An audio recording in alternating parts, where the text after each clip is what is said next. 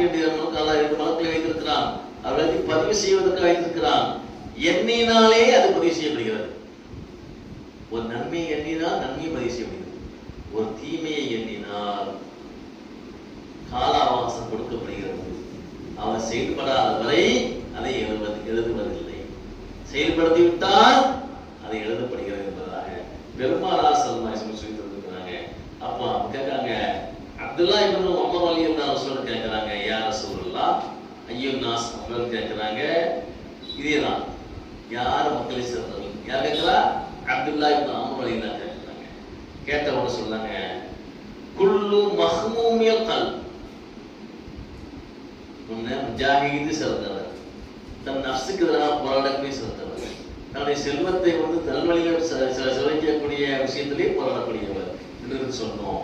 இங்க பெருமானாரிடத்துல அப்துல்லா இப்னு உமர் ரலியல்லாஹு கேட்கிறாங்க, யா ரசூலுல்லாஹ் ஐயுன் நாஸ் அஃதல், மக்களே ஐயுன் நாஸ் அஃதல், மக்களை சேர்ந்தவர் யார் கேட்கின்ற பொழுது பெருமானார் சொன்னாங்க, குல்லு மஹ்மூமில் கல்ப் வ சுதூகின் நாஸ். மக்களிலே சிறந்தவர் யார் என்று கேட்கின்ற பொழுது ஒவ்வொரு மற்றும் தூய உள்ளம் கொண்டவர். மஹ்மூமில் கல்ப் தூய உள்ளம் கொண்டவர். சுதூகின் நாஸ் உண்மையே பேசக்கூடியவர். உலகத்தில உண்மையை தான் பேசக்கூடியவர். எது வந்தாலும், எவ்வளவு எதிர்ப்புகள் வந்தாலும், எவ்வளவு சோதனைகள் வந்தாலும் இந்த நஃப்ஸுக்கு எதிராக செயல்படக்கூடியவர், உண்மையே பேசக்கூடியவர்.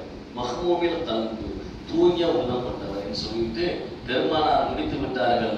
ஆனா அப்துல்லா இப்னு உமர் ரலியல்லாஹு அவர்கள் கேட்கிறார்கள், யா ரசூலுல்லாஹ் சுதூகுன்னா லிசான், நாங்கள் தெரிந்து கொள்வோம். நஅரிஃபு சுதூகுன்னா லிசான், உண்மையை பேசக்கூடிய விஷயத்தை நாங்கள் தெரிந்து கொள்வோம். ஃபமா மஹ்மூமுல் கல்ப், உள்ளம் தூய்மை உள்ளவர் யார்? அவர் என்ன யா ரசூலுல்லாஹ் என்று கேட்கிற போது பெருமானார் அற்புதமாக சொன்னார்கள், ஹுவ தகியுன் நகி, பரிசுத்தமான உள்ளம் படைத்தவர். ஹுவ தகியுன் நகி, தகியும் பற்றி சொல்றாங்க பெருமானார். சுத்தத்தை தஸ்கியத்துல் குல்ப் அல்லாஹ் குர்ஆன் சொன்னாங்க, உள்ளத்தை நீங்கள் பரிசுத்தப்படுத்த வேண்டும். ஈமானின் முக்கியமான அம்சம் அதுதான். ஷுஅபை ஈமானிலே உள்ள முக்கியமான அம்சம் என்ன?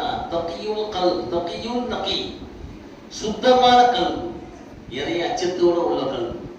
எல்லாருக்கும் விஷயத்தை கொண்டும் எந்த பொருளைகளும் இணை வைக்காத கல்வி, அல்லாஹ்வை பரிசுத்தப்படுத்தக்கூடிய கல்வி, அல்லாஹ்வுடைய அந்த நம்பிக்கையை வலுவாக தரமாக உள்ளத்தில் ஏந்தி வாழக்கூடிய கல்வி.